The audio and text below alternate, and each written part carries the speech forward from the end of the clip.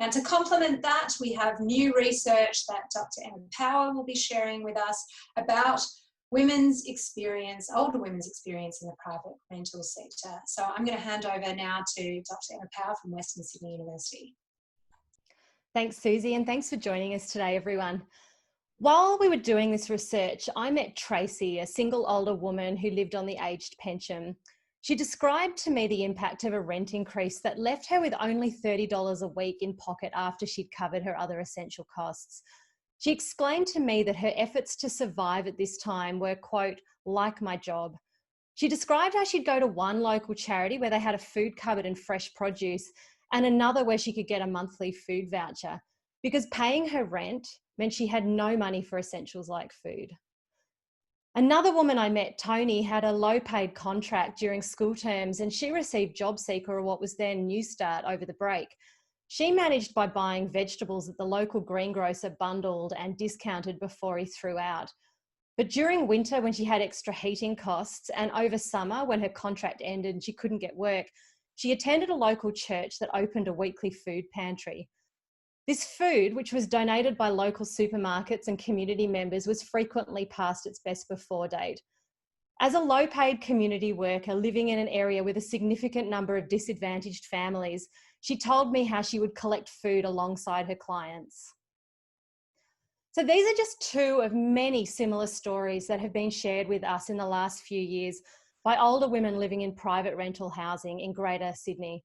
This group is amongst the most marginalised in our housing system. They are one of the fastest growing groups of homeless people nationally, and they're overrepresented amongst the asset poor. These women face a couple of sets of risks. The first set are gendered risks. They might have taken time out of the workforce to care for children, or they might have worked in lower paid caring professions across their life course. So they retire having limited assets, including superannuation. These gendered risks are then compounded by our unaffordable and insecure private rental system, a system that allows one group of people, those who have the money to invest in housing and to secure their future, while it leaves others to struggle at the social and economic margins in substandard housing and with insufficient money left over from rent to be confident that they can afford to buy sufficient food or pay their energy bills. So the report that I've released today presents these women's stories. Women described how high and rising rents left them struggling to meet day-to-day costs. Many, like Tracy and Tony, paid rent before they bought food or paid energy bills because failure to do so would result in eviction. And so this is why the Productivity Commission last year described rental affordability as a driver of disadvantage for low-income households in Australia. Poor quality and substandard housing was also common. So the bathroom in Tony's current house, which is a bedsit above a garage, leaked. And like most women, she described living in homes that lacked basic insulation and window coverings. She bought heavy curtains she could take between properties, and in an extreme example, she described how she'd clad the outside of 2 properties with tarpaulins to reduce the through drafts. Many women reported being afraid to ask for repairs due to the risk of rent increases or eviction. As one woman explained to us, being a cheap tenant was her best chance of avoiding a rent increase.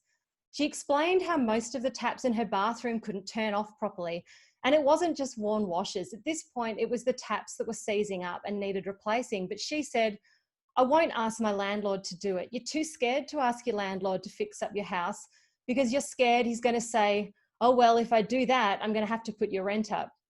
Or Lily, who explained, "The oven doesn't work, but I can live with that because if he puts in a new oven, he'll put the rent up." Women also faced housing insecurity. So renting in Australia is known to be insecure, but older renters face elevated risks.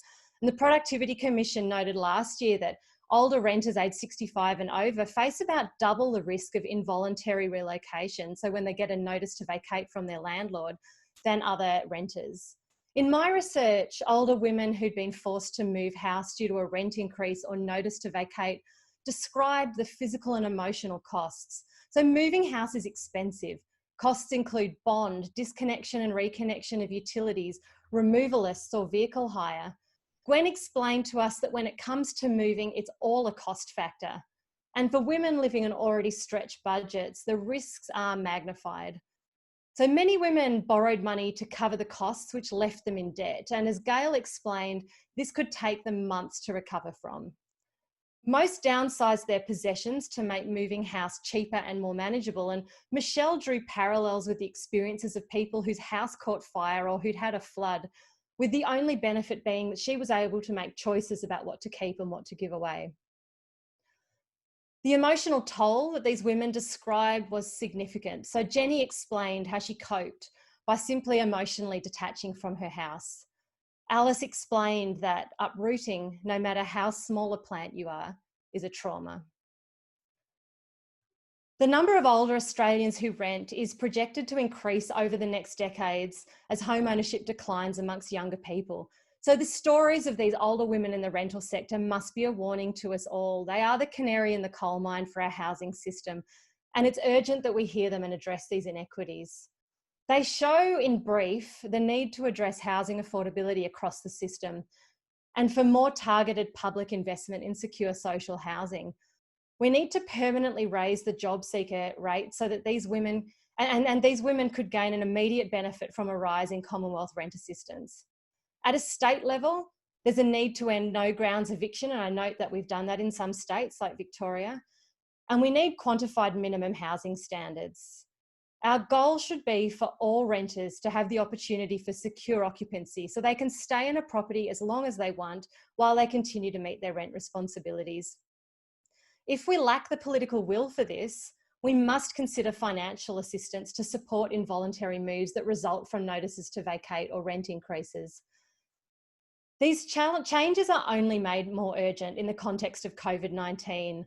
Secure, affordable housing is the first line of community defence against this pandemic. It's especially necessary to protect these women whose age puts them at higher risk of the virus. And at a community level, it's vital because all people who are struggling in insecure housing or who face homelessness at this time are at higher risk, and in turn, this grows our collective vulnerability. Thank you.